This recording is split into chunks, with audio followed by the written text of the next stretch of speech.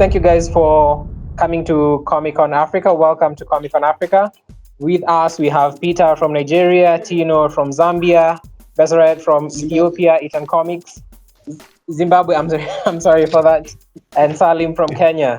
So we are going to talk about African creators, creating content from Africa by Africans, inspired from African stories, and then just get into how do we tell stories and what are the opportunities that are there. So we'll start off with Peter and then just go with Tino, Bezeret, and then Salim. Kindly introduce yourselves and tell us where you're coming from and then what you guys do. My name is Peter Chizoba Daniel. I'm the CEO founder of Peda Comics, Peda Entertainment, and Peda Studio. My name is Tunediwa Zambe Makoni. I'm from Zimbabwe. I am a comic artist, illustrator, been so for many decades. I've done many of my own comics under my banner CCX Comics, but then most notably, I guess, is I'm co-founder of Comexposed, which is the Zimbabwe comic book and digital arts convention, with my good friend Eugene Mapondera, who's also a comic book artist and illustrator. So my name is Bisrat Debebe. Most people say my name Besserat, so that's fine if you call me Besserat. I am the founder of AfroComics, and I'm from Ethiopia. I currently live in the States, but I often go back, and I was born and raised there. So I founded a platform called AfroComics. We have kind of two series, Zambe and Howie, that you see in my background. We're kind of, I think we're probably the youngest out of the team that's here. I am a writer. I sketch, but I know I'm not as talented as these folks who've been in the industry for far longer. We've had such an awesome response to our stories, and I'm very excited to talk more about that and what Ethiopian mythology and Ethiopian kind of folklore have to offer to the African comics medium, African manga, and African storytelling medium. So that's me in a nutshell. I'll pass it on. Cool. Salim, please. Cool. So I'm Salim Busuru. I'm the creative director at Avandi Studios. And basically what we do is comics, concept art, and storyboarding. Thank you, guys. Salim, you can tell us kind of what inspires the stories you tell. And then everyone also will just tell us what inspires the story you tell and what inspired you even more to get into, like, why comics? Why not be an engineer? Why not be a doctor? Why not be, I think in Kenya, guys know Kanjo, it's a very high level, but why not some of the traditional jobs? Why comics? All these fantastical things, the science fictions and all that. And so I just wanted to ask, okay, where is the African one? And so just to inspire, just imagine what our future could be. And so, and drawing from that, and then also now taking the artwork from back then, taking our own artwork and then trying to push that forward, because the question is, Japan has anime, America has Disney, so where is our style? What is our style? Comics was just the perfect medium for us to be able to tell our stories. So comic was just something natural that we thought, this works for us, let's just go all into it. Yeah. Awesome. I'll transition to Bezeret, because you mentioned something I've seen Eton is pushing also, especially because Salim mentioned especially the art style. What art style is unique to African content? Like if you see a drawing, you will say this is a Disney drawing. If you see something, you say this is manga or this is anime. And there's something also, you guys, you switched it. So I saw you were pushing Japan have manga, the US have comic books. There's something you guys are also pushing in terms of what we call our version of comic books. So just picking it up from there, and then you also mentioned that and what you guys are pushing as Eton. What inspired you to get into comics? As you mentioned, you have a 9-to-5. And then why comic books? And then now what you guys are doing in terms of the uniqueness you want with That's and great. content. Actually, like as soon as what Salim was talking about, I was nodding my head because I am in the same line of thought in that. So there's so much history in African art, and I'm talking about from every country. And I know specifically from Ethiopian history that back even in 17th century, we've had a unique style of art. Like if you Google Ethiopian painting art style or Ethiopian visual storytelling, you'll find these arts that used to be done in parchments to tell kind of religious stories usually, and characters had more circular shape and very like rectangular shapes, very unique designs. And if you look at the history of manga or the history of comics, people used the origins of the art style that was already there to kind of build upon it and to preserve the cultural identification of those stories. And I think it's my like genuine belief that we need to do the same thing. We have so much history, so much style, and a fresh perspective on storytelling that we've had for years, centuries. And now, because the predominant kind of industry is led by comics and manga, we of course have to adapt to that to kind of survive in the industry. But it is paramount that we put together our own style and contribute to the industry in a new way and carve our own table, our own kind of niche onto it, so that we have the flexibility to tell the stories the way we want to tell stories. We've been telling stories. It's not new to us to tell visual storytelling. Most people think, oh, Africa hasn't really been in this industry. That's not true. And so I did a lot of research on that, and I still do, and I still intend to do that. And one of the things that we have been pushing is a new term and a new medium to kind of push African storytelling in the comics medium, and we're calling them sensiils. And it's derived from that 17th century art style that I told you about, and not constantly seek validation from manga storytelling or comic book method storytelling, and kind of carve their own niche. So I'm fully in line with you there, Salim, and I think we should definitely push that, because it's important we leave something behind for those that are going to come after us. Now going on to the next part of the question, what inspired me? How did I get into comics? For me, I loved art before stories. I loved art. I used to just draw for my own enjoyment, whether it's tracing or just with my little brother. My little brother used to be my biggest fan. I hope he still is.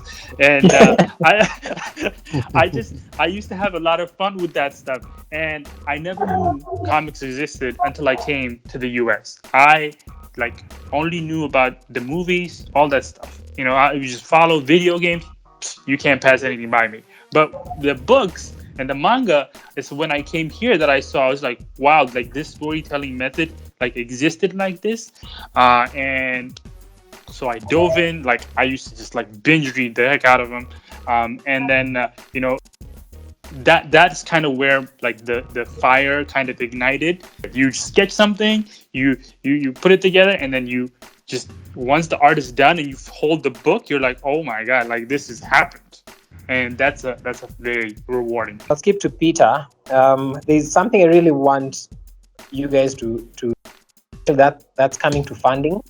Maybe we can all just give opinions on how we go around funding. And I know you guys have pushed platforms such as Kickstarter, and you've pushed crowdsourcing on that end, because there's a uniqueness in both. I've seen both of your projects. Tino, you can also tell us, Tolu, Salim also, we can all touch on, especially just how do we fund the content and the passions and the stories we want to tell. Yeah, it's a much more cost-effective way to tell stories. In that magnitude, to express your ideas. but we must know that every idea is first sketched, right? Even Hollywood, or even Nollywood, or especially Hollywood, you got to do the storyboards, so that people can see what your ideas are. So it's still a form of comics. So comics is an easier way to express your ideas. Being that Africa is way behind in these mediums of entertainment through video games, movies, and doing the right movies with the right effects, making it appetizing for people to actually want to see this content.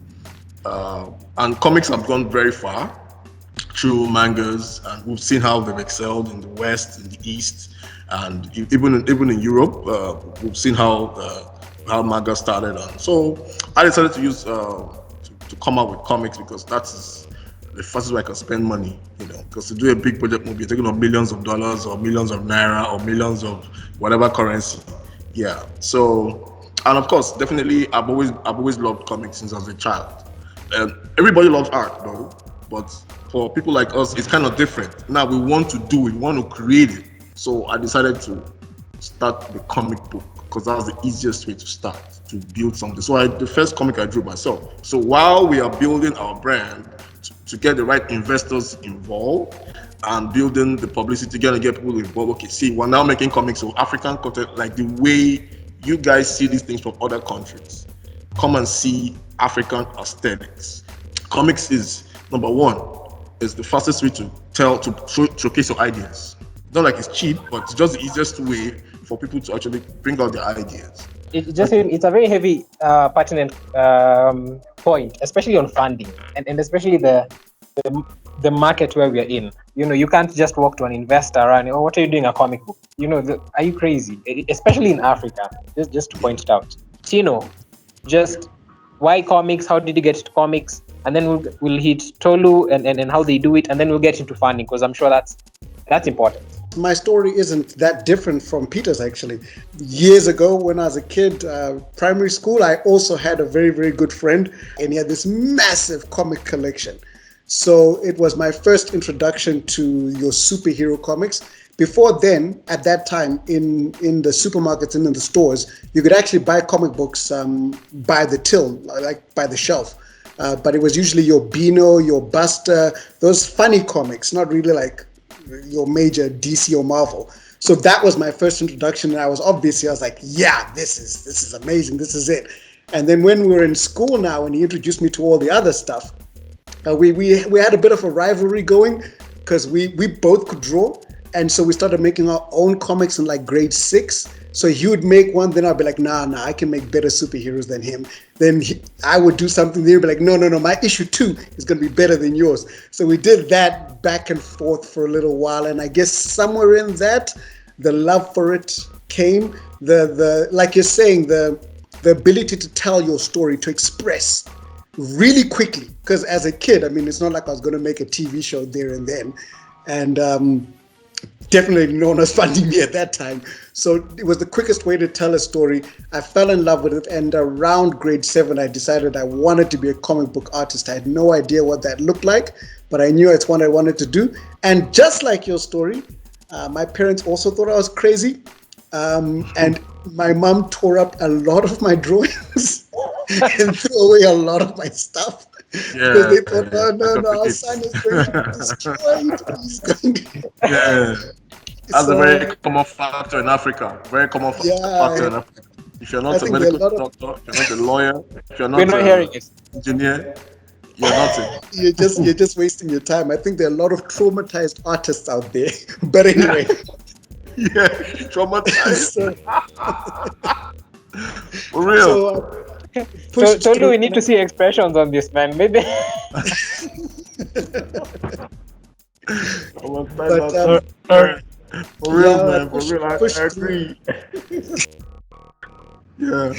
Yeah, we pushed through for years, and I think if you love it and it's what you do, you keep repeating. And of course, I did art in school, and it was really the one thing I was particularly good at. And I think eventually, my parents realized, you know what, we just better let him. He's not going to be a doctor, so just let him do this. And yeah, then I went on and studied animation and so on. So that's how I got into it. And in that, I realized why I did it was because I really wanted to inspire other people to be better, like what the comics were doing for me. The lessons I was learning from them, I was like, I want to help others to be better than they are now, and to dream, shall we say. Years later, after kind of making it through an identity crisis, which I think a lot of Africans end up having to go through, because we are influenced heavily by Western media to begin when we start. I then realized that, hey, I'm kind of missing in all my stories. I'm kind of my people are just not here, and that really inspired me to say, no, this isn't good. I need to see my current world, not just my imagined world, my current world reflected in this artwork. And it's not just me, it's everyone. If this art has had the influence it's had on me today, how many other people have been influenced in maybe a negative way by not seeing themselves in this? So that really inspired me to try and inspire others by reflecting them within the art. So yeah, pretty much that's why comics. It's also why the convention, why we started a Comic-Con rather than any other kind of convention, because comics are easy. You don't need as much money as a big budget film. If we can get people to do comics, hey, that's... Sorry to interrupt. I'll stop you there when you say it's not easy for the wrong person watch this thing now and think that he'll come and pay you peanuts to create a comic. It's still expensive. It's just that it's the cheapest form of expressing stories. Yeah. I think it feels like we're laughing at our pain, which is we just massaging ourselves. But yeah, so, it's the quickest way for people to express, the fastest way, and especially in Africa, or at least in Zimbabwe. Let me not speak for the whole of Africa, but at least in Zimbabwe, people were not used to even imagining the idea of African sci-fi, or even imagining the idea of an African hero, or imagine an African future. They just could not see it. Yeah. So the fastest way to get that idea out without a Hollywood budget was to try comics. And at least if they could get used to that in comics, it's a great avenue to then get them used to that in a video game, or that in a movie, or that in some other form. So that's pretty much the route. All right, let me slide into Tolu. Tolu, please just tell us quickly, because of time, tell us quickly, why comic books? Just that, why comic books? Okay, so for Kugali, it's a bit different. I mean, I know everyone's stories have been very similar, but I'm just one of the co-founders. And I'm a video game guy. I've always wanted to make video games, not comics. Even though as a kid, I made comics a lot. Like, I drew comics in Microsoft Paint on my computer. I drew comics in exercise books by hand. So I drew a lot of comics, but my dream was to make video games.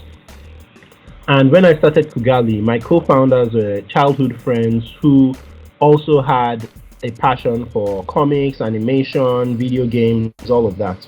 Oh, I think now we'll just dive straight into the meat of the bone, the money. How do you fund the project? How do you fund the project in getting talent, in paying yourselves, in getting it published, in distributing it, and then ultimately making money out of it? One of my co-founders, when we started, one person was based in the US, I was based in Nigeria, one person was based in the UK. So we had the advantage of being based in multiple places. And the first thing we ever printed, which was black and white, we didn't have the money for full color back then, but the first thing we ever printed, part of the money came from our private funds, but part of the money came from the British Arts Council. So because my co-founder was in the UK, he could apply for a grant. Pretty much money given to you almost for free. The only thing they would ask of you is use the money specifically for what they gave it to you for and nothing else. That's one. And two, you have to say that this money, like this product was built using money from this grant. So our book had a logo there saying funded through the British Arts Council grant. that was one of the first ways we got funding, because we've gotten that grant every year for I think about the last 4 years now. If you're going to apply for a grant, it will be easier to get the grant if they can see the traction you've made on your own. So we could show them the black and white book we had already printed and be like, hey, see, we did this by ourselves. If you gave us the grant, then we would have more money to do better. So the first thing we printed was a 40-page black and white book. And Salim's comic was in there, and 2 other people's comics. But when we applied for the British Arts Council, we could show them that. So it's not like, hey, we're just these random guys asking you for money. Like, look, we've already printed this. It's 40 pages, it's black and white. If you give us this grant, we can print 60 pages in color. And that's exactly what we did. I think that makes sense to anyone. Yeah. But thanks, man. Salim, you are here. Maybe you can tell us how do you go about funding? I'm sure Tolu has kind of mentioned most of it, from grants, self-funding, crowdfunding, investment. For you, what's working, and what has kind of kept you until now? Yeah, so for us, what's been working is we've been doing client work, and then from the proceeds of client work, we're able to now finance the production of the comics, which is it's quite difficult, but that's what we've been able to do for the time being. So in essence, yeah, it's just the proceeds from our client work, and then we channel that into our productions, which is tough because now you have to balance doing client work, and then now you also have to balance doing the internal productions, which now limits what you can do in terms of our own productions. So that's the balance that we've had to maintain. But going forward, we're looking to collaborate more with other guys and partners. We also getting investors on board, and so that will allow us to create more content on a more consistent basis, because at the end of the day, if you're not consistent in your production, then the customers sort of fall off, and you can't grow as you should. Yeah, Mostly for you, it's just you fund yourself, you get work, push it, fund yourself. yeah, that's honestly looking at other avenues. We've applied for grants and things like those, but I don't know. We haven't been successful, so so I don't know. Maybe from this we'll pull some knowledge from Tolu. Yeah. Basaret, you give us, as you mentioned, you're the youngest here, and aside from being an engineer and the big paychecks that you get to fund it. Is that right? Trust me, you are the poster child of everyone here is like, you should have been like, that's all right, man, he's an engineer. That's how you your life. Man. So please, how are you guys funding Eton Comics? So these are excellent points, by the way. So funding wise, there's personal funding, there's grants, there's crowdfunding, as far as I know, or investor, which that doesn't happen usually unless you have attained some level of success. Okay, personal funding is, this. I have the huge respect for anyone that is in Africa personally funding their work, like Salim. I'm sure you guys are familiar with Bill Masuku from Zimbabwe as well, and like they are doing you guys are phenomenal for being able to do self-funding work and inching along your projects. Listen, the environment here in the US versus in Africa for independent comics, and it's so different because we have Comic-Cons, we have all these different things to kind of keep the ball rolling, but to do client work and self-fund is such a harder work in Africa than here in the US. We fund primarily through crowdfunding, Kickstarter, and we use that to make more books and then we have whatever sales we make off of the previous books, we use that to fund the newer books. That's what we do. Personal funding wise, I invested some of my own savings and whatnot when we started, just to get the first issue out, like Tolu was saying, put skin in the game, and have that concept and do all of that stuff. But I tell you, I'm in no position,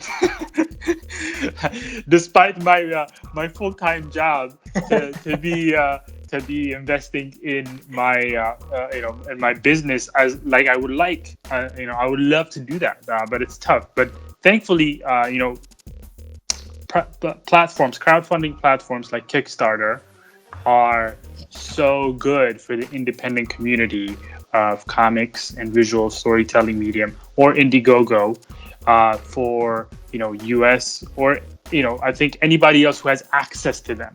Unfortunately, I've learned that there's only limited access to certain countries outside of the US, outside of the UK, all these different countries, which sucks, because I'm sure if Salim and if Tino had access to the same way, it would be a whole different story.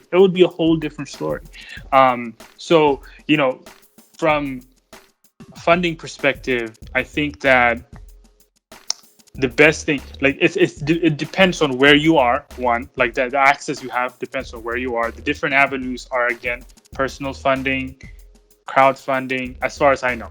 Personal funding, crowdfunding, grants, and investors, like, again, when you reach a certain level.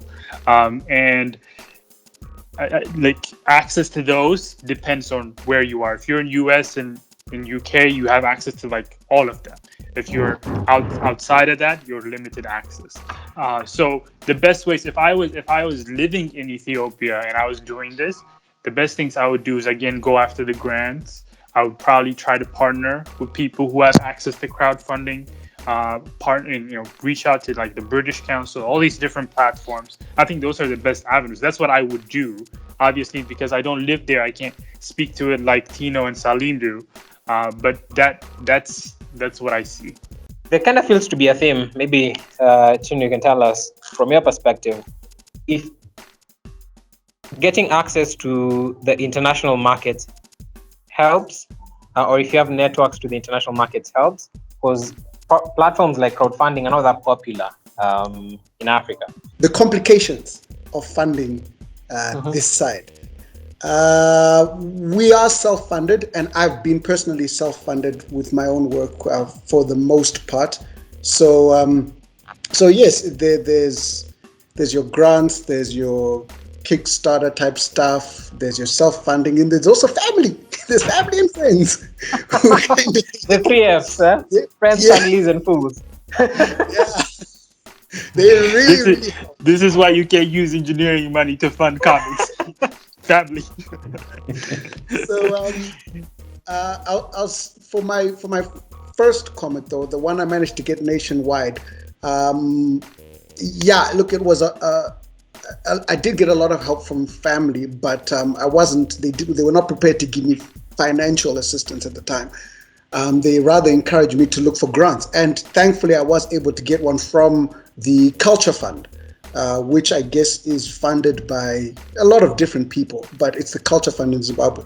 So they were happy to pay for my printing, which was a big load off, and I just handled everything else. And then I also went and made a deal with the printing company, and I had to get like my dad to be like my guarantor and say, you can take my lung if we don't get the money back, that type of thing. I don't know.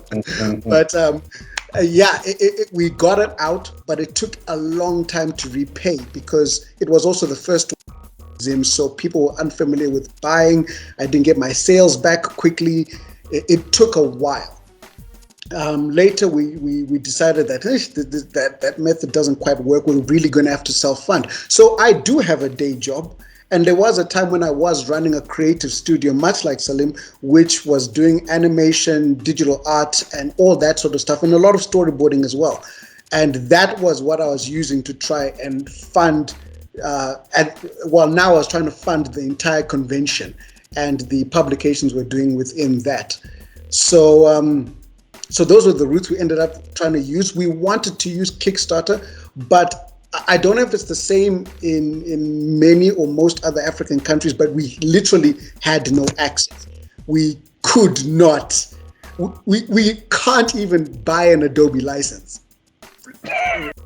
It's very difficult to just do that. So accessing something like Kickstarter, we just can't, unless you have somebody outside of the country who could be your proxy for that and help you do that. The sad thing is that the demand is there. I know that there are a lot of people who would fund if you could get the project out, and I guess that happened. Like because I was doing freelancing work, I then ended up having money online in projects like Roy's what's his name? Now I'm forgetting the name. How am I forgetting the name so fast? Roy Cooper's project. I was able to say, okay, look, hey, I'm happy to fund you, even from Zimbabwe. I'm happy to plug in. And there are lots of people like me who want to assist, but there wasn't always the avenue for them to plug in. So Kickstarter, Indiegogo were never viable options, at least in Zimbabwe, because of monetary restrictions. Though somewhere like South Africa, that's less of an issue. So it is where you are, that's a big thing. Big institutions like government or anything, they were not really funding because they did not quite see the value in what we're doing, at least not yet. So thank you for bringing that up. Sorry, yeah. Thank you for bringing that up. I haven't heard anyone saying government, like just man, everyone's shaking that. Like their government that kind of steps in and just says, hey, youth fund for guys who like cartoons and comic books. Sorry, continue. Yeah, no, government is tricky because a lot of the people in government are not. I don't want to step on toes too much, but they're not very progressive in terms of their thought. So they don't quite see that I think all of us are trying to see a situation much like in Japan, in the US, where what we do is a fully fledged industry that can sustain a person, that can keep them, that can pay them, that they can have a livelihood off. And that's a great opportunity. But a lot of governments don't quite see this practically. And truth be told, they have many other things to deal with, I guess. So it's not a priority. I have gone to like the Ministry of Education. I have tried to talk and get in there and get them to see this. And they're more like, we love what you're doing. Just keep doing it. And you're like, that's why I came. I need to keep doing it. Thanks. I would say, Tino, you're absolutely right. But this is not unique to African governments in that the U.S. government dealt with the same kind of concept about comics when comics were first starting out, right? When the artists were like putting their stuff out with like they were like barely surviving, and they had to like really transition this idea of comics from being like gimmick work and just like just irrelevant work to like something powerful, something like a shift mindsets. They started using it for to changing the public's opinion on wars. Mm-hmm. Then the government was like, I'm gonna put money on that, right? So like this phase, unfortunately, we're in it so late that it's natural. Yeah, it's natural. You mentioned because at that time, sorry to talk over it, because at that time there was the war, and then some of it also was kind of taken to the soldiers just to. And then there was somewhat like an agenda where it was somewhat like the US versus at that time I think so there was somewhat agendas and stories being driven to Wonder Woman, Captain America, everything, all these heroes, Superman, all of these came out of that mentality. So can we maybe use a similar thing in terms of pulling in government? I'm sure we're kind of going on a tangent a bit, but in terms of pulling in government for funding, can we use a similar thing? Let's say in Nigeria, there's that whole, there was the story of, let's say, extremism in terms of, let's say, religion. I'm sure it will somewhat derive from the story you want to tell. and maybe place an agenda. But is it an easier way of, let's say, you take an offshoot just to get government to fund it, so that maybe you want to tell a story of people don't get into extreme. Am I saying the right word? Okay. You know extremism. What? Sorry. And then just to get funding from that, the same way maybe they did that with the wars. So we take advantage of that. Maybe in Kenya. Sorry, just you can point out. Salim is very aware. We have already started getting into the election cycle. Maybe we take advantage of that because elections. That's pretty much. Yeah, sorry. That's pretty much the only thing that works, especially coming from Nigeria. Now, I love the way Bessa talked about how it evolved in the US. But you have to understand, the US has always been a country that's conscious of evolving, right? And this is where Africa has failed. And I don't blame Tino by being conservative on his comments, but me, I will never be conservative. African leaders are messed up, and that's the truth. I would say that's why we created DJ. You know, DJ is one of the stories that we created that will showcase what is going on. Yeah, superhero in Nigeria, and all the shit going on with the governments and everything, all the greed. You know, because we have to. That's the reason why we must say these things. Yeah. So America has always been a conscious towards evolving and growing themselves into something great, positive. So and over here in Africa, most of the leaders are misconstrued in their reasoning. So the only point where you can make money through comics is probably when it's time for election and you want to promote them. Now go and make them a proposal. They will give you the money. You understand? But before you can get that money, serious connection. I'm not saying it's not possible to engineer a revolutionary idea, but now look at the ideas that came from US. These are ideas that upgraded the mentality of the people and made them feel like superheroes, like superstars. They could do anything. Most of the African government, they don't want you to feel like a superhero. They want you to be down there, and they are the pharaohs, and that's what's going on in Africa, and that's the truth. So that's the difference between having government here. Yeah. Let me just say two things, because I have to drop out. Unfortunately, I apologize, guys. Let me just say two things, and I'll go. So first is, Peter, I love how you're saying that all the way from US. Oh no! I'm kidding. Before you go, I released it to Nigeria. I agree with you. I actually agree with you. I was just teasing. The second thing is about what Thomas said about, can we do this to elevate and get attention from the government? I think that yes, that is very possible and very true. You just have to adapt to the environment. Keep in mind the context of where US was at the time and where we are now. We're in a very social media world. It's not, you don't even to make something go viral, you don't need the government's assistance or to put pressure onto attention. You don't need the government. Back then, you almost it was a necessity, right? So we have multiple avenues in this day and age to get attention and to show the value of the visual storytelling medium and get the attention of government in a different way. I absolutely believe that there's a path to that. It's just that it's a freaking marathon and it's not a sprint, and it's just, it's not like you can go viral. You can't control virality, or you can't, these things are really tough to crack. You got, you stay consistent enough and you pivot to what you see enough, and eventually you get there. That's the crux of it. But I am very hopeful, even just seeing everybody here and the mentality people have, the dialogue, the critical dialogue we're having. I'm very hopeful that we have started the motions of it, and that we are passing on and leaving something that can really persevere through. So, but with that, I have to go.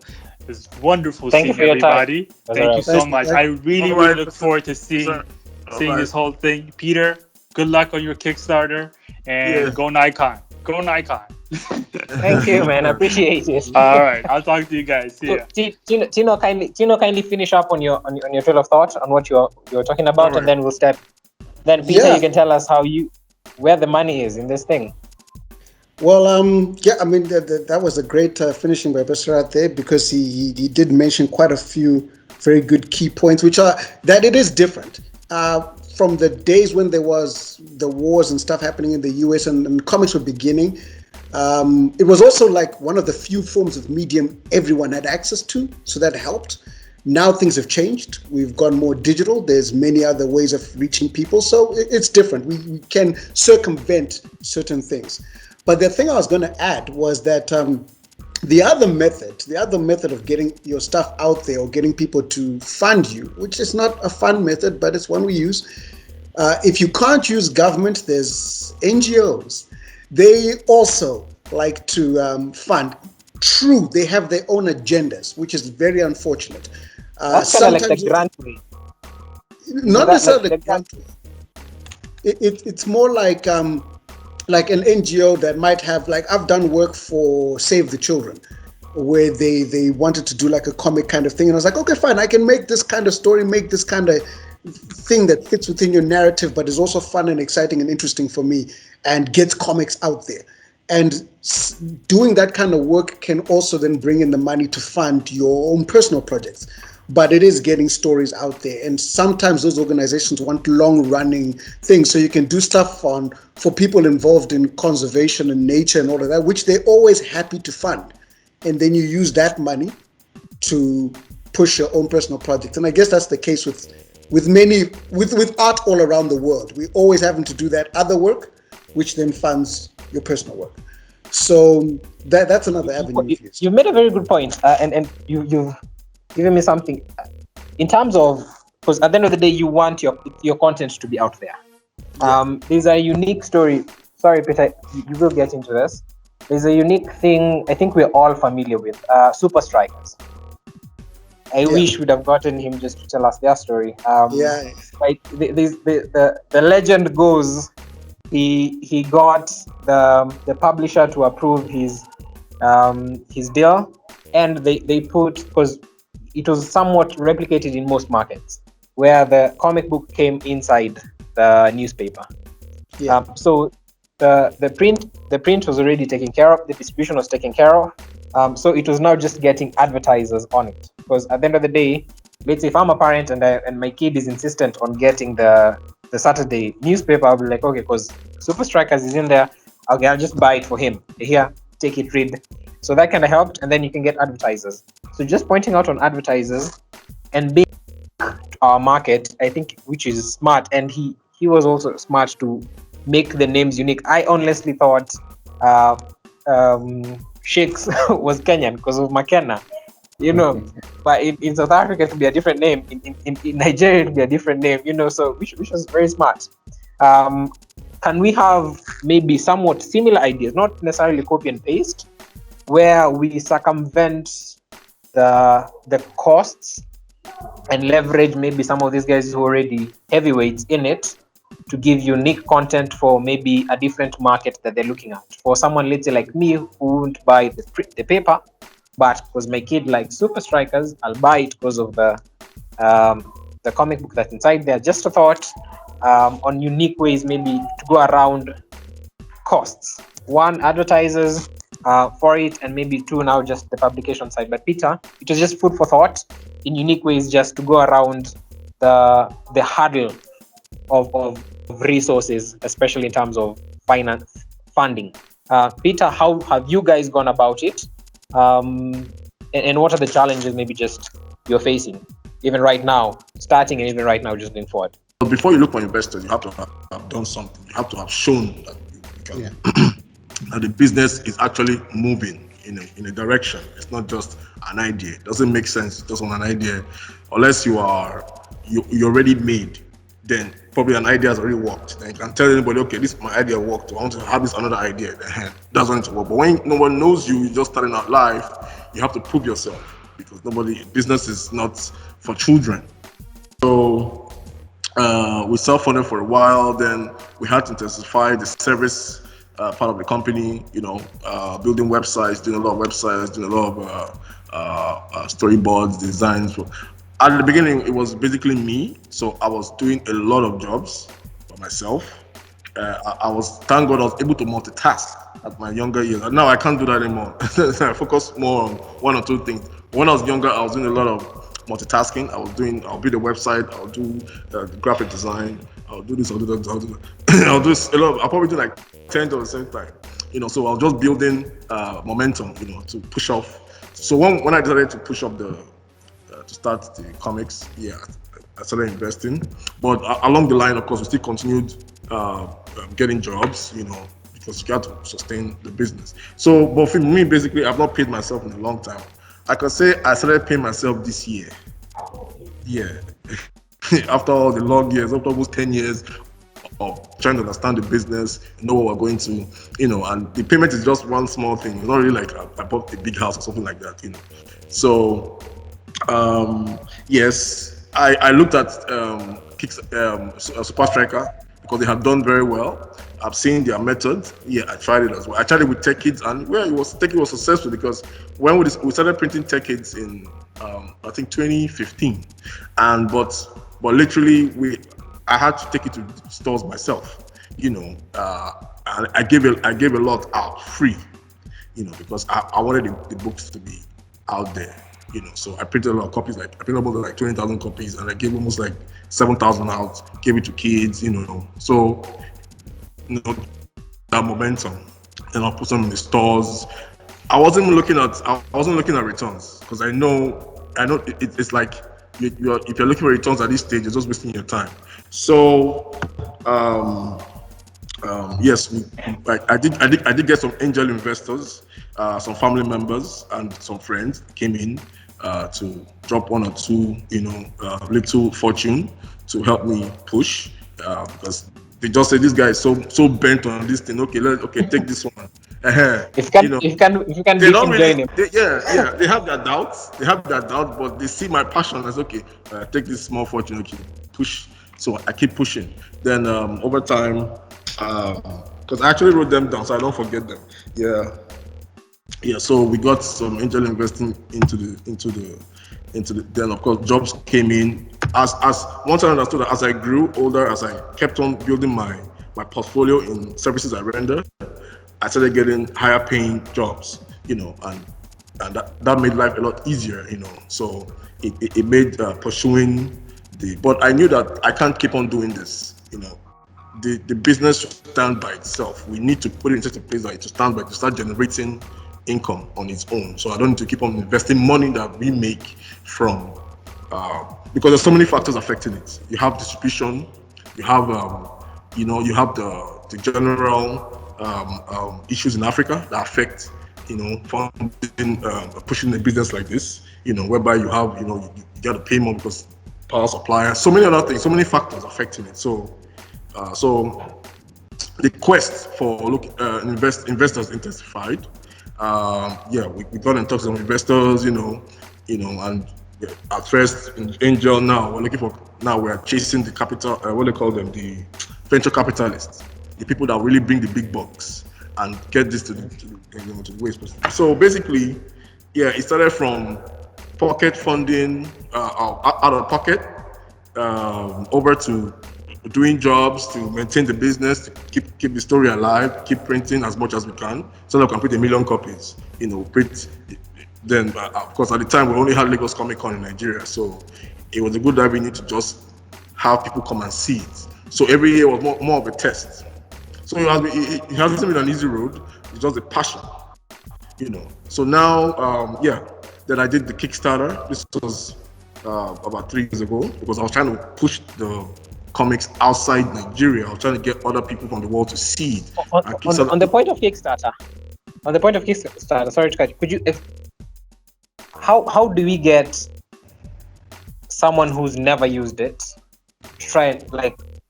How did you even get? We all understand there's the opportunity of crowdfunding. So someone who's looking at this, where maybe getting an investor is a problem, getting even an angel investor. My 3Fs, my friends are broke, my family doesn't care, and getting that full is difficult. How do you get someone to get to Kickstarter? How do you even get to Kickstarter? and leverage that opportunity? Because Tino said getting access to these platforms in their countries is tricky. Maybe a VPN. Tino, maybe you can think of getting a VPN, and then we go that route of It is a method. getting an account there. Yeah. But even after you've made your page, how do I get 50 guys or even 1,000 guys to support my project? Like, what is your story on that? Okay, Kickstarter for me was a learning process. I don't know how other people see it. Just like I'm actually very happy to be in this our meeting. It's so good because now I get to learn from Tino, I get to learn from Salim, I get to learn from everyone. Because for me, it has been a life's journey. It's actually my life. I take it as my life, the whole creative world. Because I came to accept who I am. I'm just a creative person. I can't help it. When I was in engineering school, I'll be joining people in class. And they have to tell me to go and do art, but I couldn't tell my family. Anyway, back to the question. Now, Kickstarter is a learning process, right? It's something that I came to understand. Yeah, it's fascinating when you see people make $100,000 and all that, but it's something you got to learn. You have to understand. First of all, when I did my first Kickstarter, I didn't know much people, but I was trying to find out people that are like minds, people that have done Kickstarter, met people online, and then I just threw my ideas out. But luckily, I could say I've had some graces. One of my graces was AfroPunk. They had blogged about my art even way before I knew AfroPunk ever existed. I didn't even know what AfroPunk was. I just saw a tag on my Facebook that somebody tagged me. I just followed that. I also saw my post on AfroPunk. I saw 700 comments. I said, whoa, who is this? I said, oh, 1 million people. I said, wow. So that was one of my graces. I guess they liked the newborn because they had never seen things like that before, as African characters in superhero formats. At the time, there were no, at the time, that kind of art wasn't very popular. And this was just 4 years ago. No, about 5 years ago. Yeah, about 5 years ago. No, what am I saying? 6 years ago. So that kind of art was very popular. Drawing. There were black superheroes, right? Of course, even in the indie, in the US indie, there were black superheroes that even in the indie, right? But they hadn't seen African aesthetics, which in a superhero format. So it kind of blew their mind, and it blew my mind because I didn't even know what AfroPunk was. I didn't even know there were blogs. I didn't even know blogs existed in comics. So that kind of gave me an exposure to understand. So when I discovered Kickstarter, I realized, okay, this is possible. I've been pulling Kickstarter for a long time, for years. So I decided, okay, I'm going to take this Kickstarter and all that. So AfroPunk, one of my graces that helped me out in getting the story out there, But I didn't get. I was so expecting like, oh, everybody just rush me and give me $1 million. I'll get like 1 million, but it didn't work out that way because at the time, I think the only person who's hacked that with the comic book is I understood why. That just came out. Why.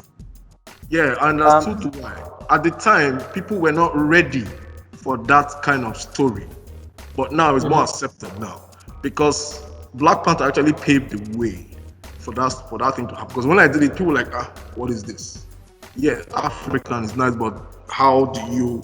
It wasn't. Yeah, so I did get people to believe, and I got funded, but now it's a lot easier now because Black Panther has come and said, okay, we can actually make money from this. So people are paying more attention now to African narrative. You understand? So that really helped. So I was like, I did it before the time, So now for the Kickstarter, so it has just been a learning experience. And of course, the problem is that Kickstarter is not available in all countries because of identity. Yeah, they take it very personal. It's just because so that people don't go and bastardize and spoil the whole network. So it has to be a country where they can verify you, who you are, and or somebody close to you. You understand? Yeah. So it's either you have a social security number, or so they can be able to track so they don't mess with people's money. So that's why Kickstarter is kind of, it doesn't have access. It's not available for everyone. You understand? But if you have a proxy, if you have a friend, if you have a family member that can help you out, it's easy. But now to build the network, that's another problem. You have to build your network. After my first Kickstarter, I realized that I didn't have any network. I just was barely on grace. that we made it. People didn't know you. People need to know you. Need to know who you are. This is what you're doing. So I realized, okay, I had to build myself. I had to let people know me. That's why I was using free comics. Yeah, I did free comics for 3 years. I wanted people to know, okay, this guy is really doing this thing. He's really serious about it. So now that I did new Kickstarter, I got funded in 24 hours because people are going to know, okay, this guy he's a storyteller. This is what he loves to do. I guess that's one of the... Is your main funding from the Nigerian market or international guys? No. The funding is definitely strictly from America and Asia and Europe. Why? Because one of the reasons that right now is that, okay, there are two reasons, and not to like insult anyone, everything. Nigerians, okay, I'll make it very simple and very straightforward. There's no comic culture in Nigeria. We're just starting it. Unlike the US, there's a comic culture. People buy comics here. Like Asia and Europe, people actually buy this. There's a culture. And it's not because of anybody, it's because of what has happened in history, right? In history, the colonialism, the colonization of Africa. At the time that Nigeria was just coming out of independence, America was already doing things already. Other people are doing and now people are trying to go to school and try to learn, try to be doctors. But that was something that Europe and other countries have gone through years ago. So they were able to explore their creative side. That is what Africa hasn't done. We have not explored our creative side. That's why we are struggling to actually be at the same level as other creators in our country. That is the only problem. Allow me to skip really quick to the next point, which you've mostly alluded to. Then is there money in comics? Like, why be a comic book artist? Salim, why do a comic book?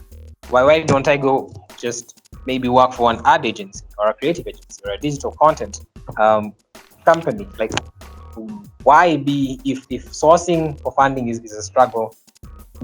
Tino doesn't even have Kickstarter when maybe even like Keanu Reeves just did his Kickstarter. I think he's hit like $1.5 million. Like, yeah, I was so mad. He launched his Kickstarter a few hours.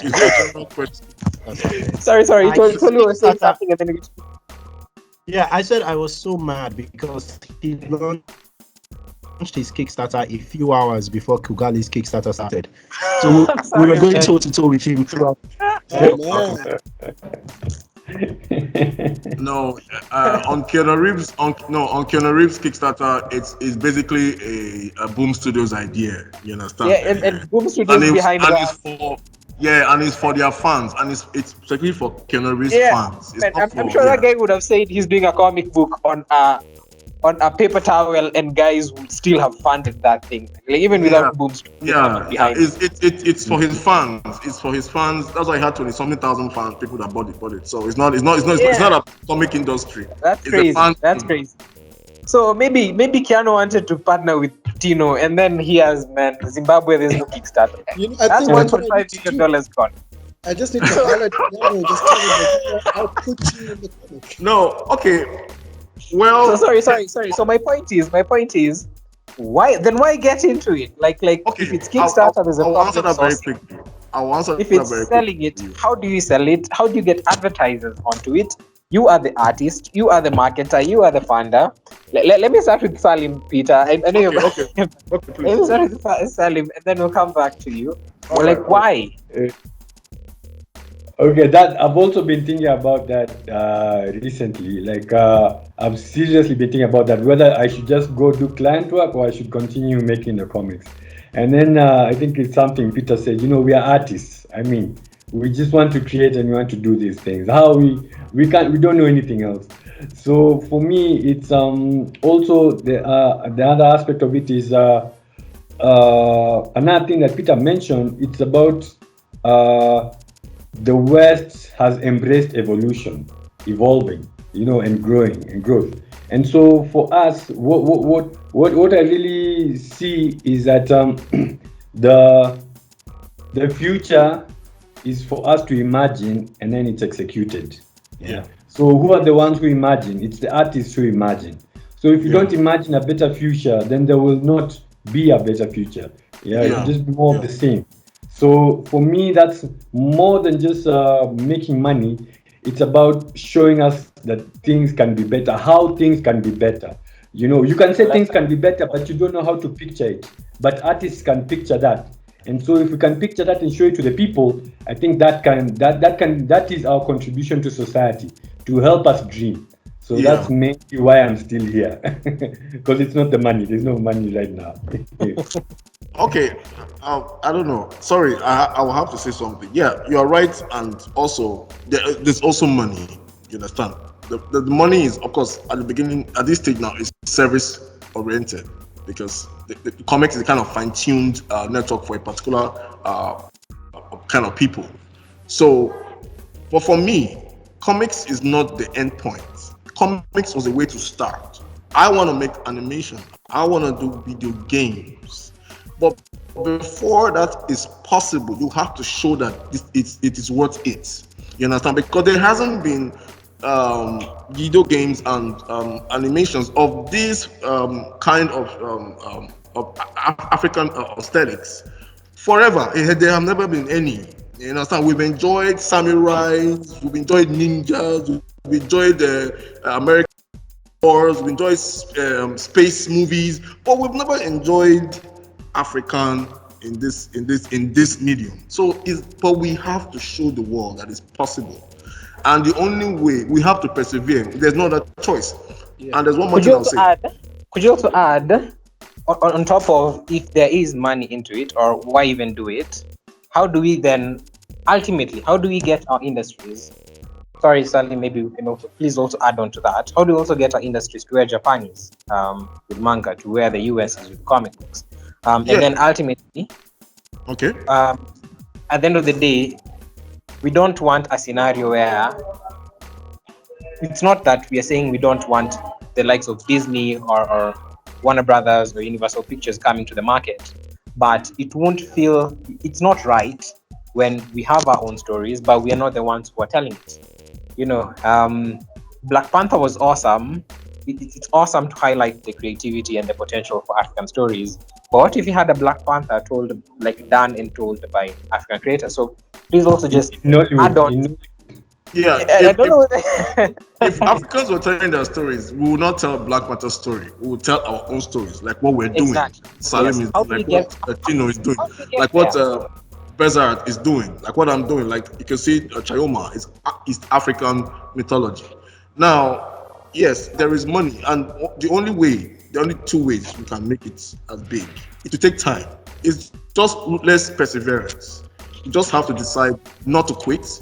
Yes, like but one thing we have to understand, every industry had its downtime and its growth period. And it's people that do this. It doesn't come from, there's no industry that comes from the sky and say, hey, I'm industry, come and chop. No, we have to build it. We have no choice. And there's something that comes to realize on my life, right? It comes to a stage of, it was a personal revelation I got, revelation. It comes to a time in your life, you realize that life is not about you. It's about what you do for the next generation. And I think we're all in that stage right now. The age stage we're thinking of ourselves. So whatever steps we take now affects the next generation. So we have no choice. If we really love this and we really want our industry to grow, we must take this instead, because at the time that the same thing was happening in America, it wasn't good. You can check Stanley's history. They were actually in a very bad. There was nobody buying the comics. It was tough. It was hard. Comic were not respected. The same thing. Even artists. Yeah. For you to even parents at the time, if you draw. Allow me to cut you there, Peter. Sorry, let me cut you there, Peter. Let me go to Tolu. Tolu, please also just tell us, is there money? Like, what's the point? Why are you guys even doing this? Over and above leaving a legacy, or even just that artistic bug of telling a story. Over and above that, how do you do that? And also, how do you get our market where you said you have colleagues in the UK and the States? How do you get our African market to there? Okay, so is there money? I would say yes. It takes a while because of the state of the industry in Africa. It's easier for us to sell our content right now to people in Europe and the Americas. So for now, most of the money comes from outside Africa, but there is money to be made if you persevere. Like I said, the African market is not quite there yet, but how we get it there is by just having more and more people make that more and more people make content. The truth is, because we started with comics, it has given us enough traction to go into the other things. How do we get our market to international standards? Well, it's something that we discuss quite a bit on the network here. People talking about an international standard and getting their work out there. And one of the recurring themes in the discussions is people saying that the whole idea of a particular standard we always have to adhere to is a bit of a myth and is somewhat restrictive. Because if you look at comics broadly, there's some comics which I have seen come from Marvel, and I look at it and I say, how was that published? This artwork just I don't get it. But art is subjective at the end of the day. So some of what we don't consider high or good enough standard actually is. It is already. It's good enough to get out there. And there's a lot to be said. My good friend Bill is always saying, make a lot of bad comics. He really loves saying that. So there's a lot to be said for just moving forward and just getting it out there and letting ourselves get good. Spider-Man, when he started, and Spider-Man today are very different, and we should allow for that growth in our industry that's beginning. Then onto the next part of that, of getting other people, even within Africa, to know about what we're doing. It's better than it was back in the day. At least we've got the internet, social media. We've got tools that we did not have. Back in the day, you'd have had to find a way to get an advert in a newspaper in Nairobi and then pay for the same in Egypt and pay for the same in Senegal. It would have been too much. But now I can put up a tweet and get at least some people hearing about what I'm doing. One thing we seem to struggle with is collaboration. We're kind of not good at that. I don't think we're as good at that as we should be. Leveraging off the relationships we have and giving each other value. I think the problem with Africa, sometimes we don't then return the value we've received from others, but we really should. Leveraging off that, because I think a comic fan in Zimbabwe is no different from a comic fan in Nigeria. I don't really think so. They want to enjoy the same material. That's why I enjoy Guardian Prime. He's telling a story that's happening in Nigeria. That's not necessarily happening here, but I love reading this story. And I think the same would happen the other way around.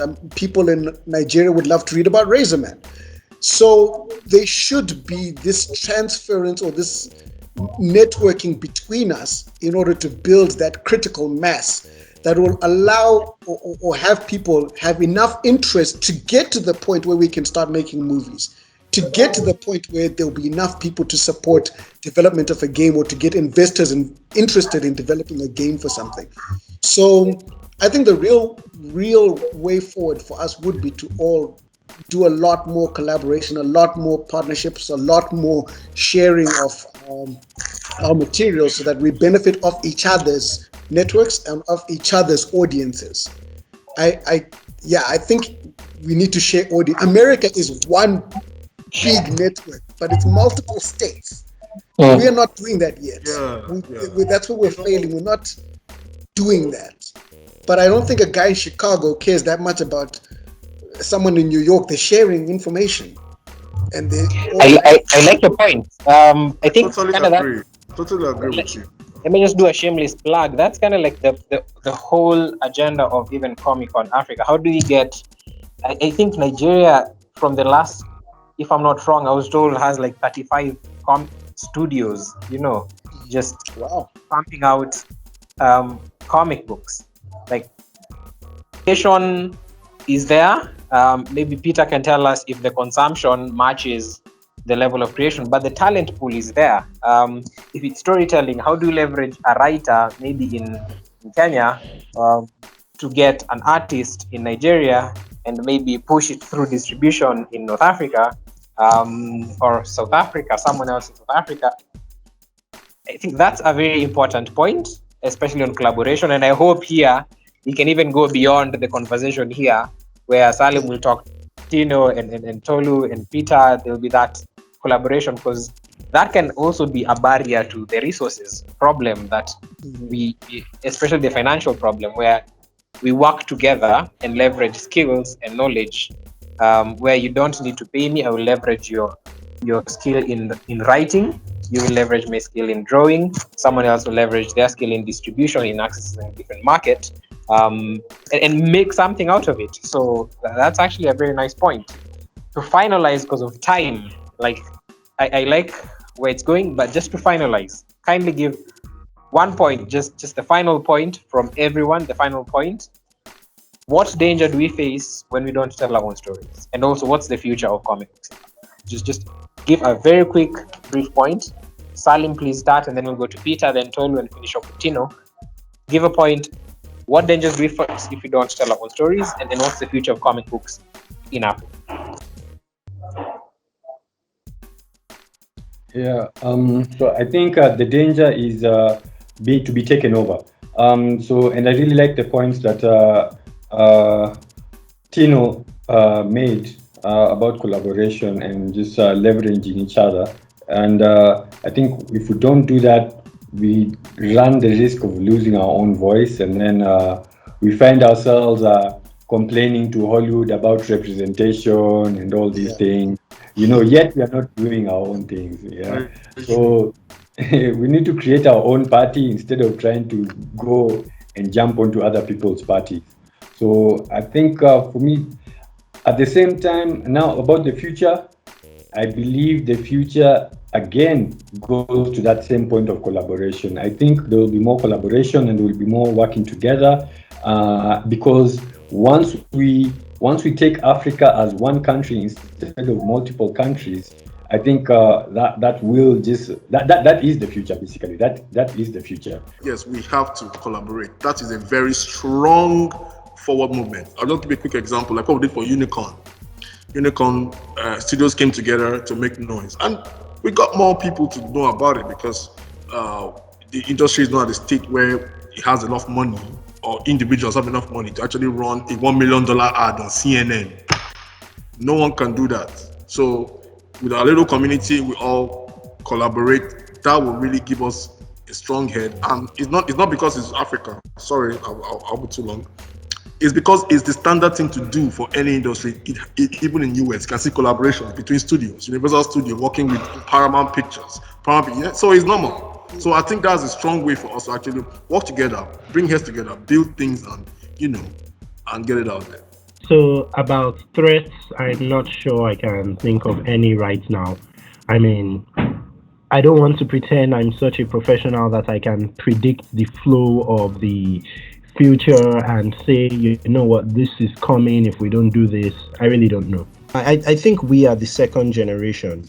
What we met a decade ago and what the current guys who are 18, 19, 20 are meeting is very different, and they will go farther than we went. Awesome, thank you, man. That's a very hopeful message. Tino.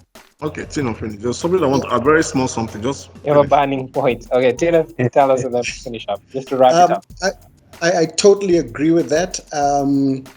We are standing on those before us, and there are others who are coming after us. And I've seen it even with our network. There are guys who outproduce us, the founders of our thing. And it's exciting to see them now talking and presenting at cons themselves, and working with like Bill, who recently managed to do some stuff with the recent DC event. And I'm like, wow.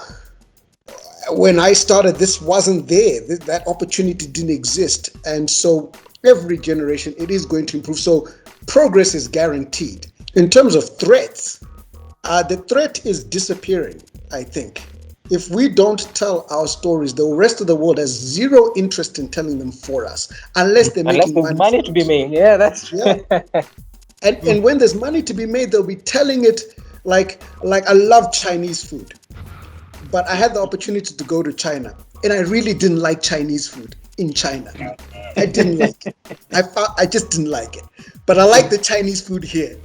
And we just lost funding from from a Chinese food company, man. Like, but I was aware that the food that they make here is slightly twisted for our palate. And it's true in every country. So if they tell our story, they will twist it for their palate. And it will not be our story. We will disappear. So that is the threat. If we don't do it, we will disappear. So, Peter, your last point as we finish up. Okay, two things. The burning point. Yeah. One thing, not just.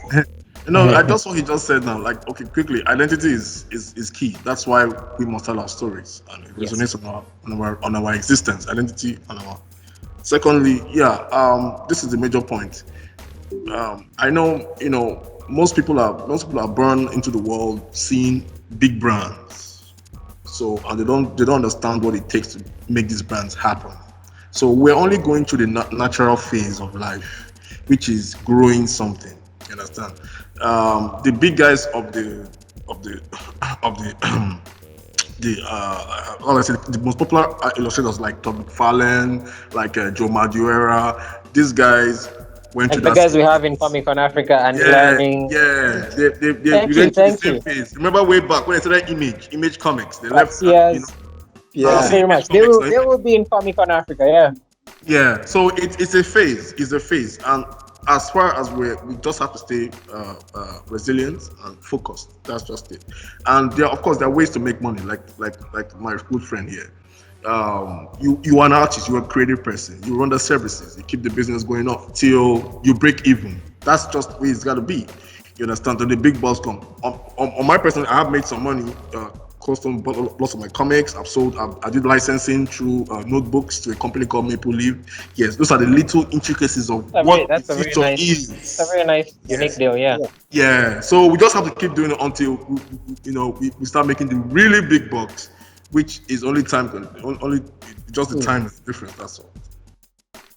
Thank you guys for coming. I think if there is a mom or a dad listening to this, give your kid the opportunity.